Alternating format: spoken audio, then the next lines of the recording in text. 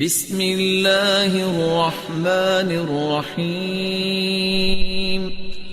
کیا عورت گھر کی عورتوں کے سامنے پتلا کپڑا پہن سکتی ہے، باریک کپڑا؟ سیدہ عائشہ رضی اللہ تعالیٰ عنہ کے پاس بنو تمیم کی عورتیں آئیں اور انہوں نے باریک لباس پہن رکھا تھا، تو سیدہ عائشہ نے صرف اتنی بات کہی، ان کنتن مؤمنات فلیس ھذا بلباس المؤمنات، اگر تو تم مومنہ عورتیں ہو تو پھر یہ مومنہ عورتوں کا لباس نہیں ہے۔ وَإِن كُنتُنَّ غَيْرَ ذَلِكَ فَتَمَتَّعْنَ بِهِ، اور اگر تم مومنہ نہیں ہو تو پھر تم پر کوئی پابندی نہیں ہے۔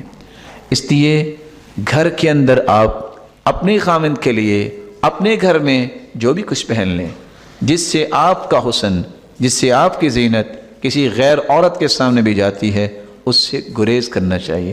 ایک وہ زینت ہے جس کی شریعت نے اجازت دی ہے، ایک وہ زینت ہے جس سے شریعت نے منع کر دیا ہے، تو ایسی دونوں زینتوں میں فرق کرنا ہوگا۔ شریعت نے کس بات سے منع کیا ہے؟ عورت ایسا کپڑا مت پہنے جس سے اس کے جسم کی خد و خال واضح ہو، یہ صرف گھر کے لیے ہے، یہ صرف اپنے خاوند کے لیے ہے، یہ دوسروں کے لیے نہیں ہونا چاہیے۔ باقی جو اس کی ظاہری زینت ہے، وہ مہندی لگائے جس کو شریعت نے جائز قرار دیا ہے، حنہ کے الفاظ ہیں، اسی طرح وہ زیب و زینت کرتی ہے، اس کے لیے گھر میں رہ کے اس کے لیے جائز ہے۔ اور سیدنا سلیمان کی بات کو بنیاد بنا کے اپنے رویوں کو درست کیا جا سکتا ہے۔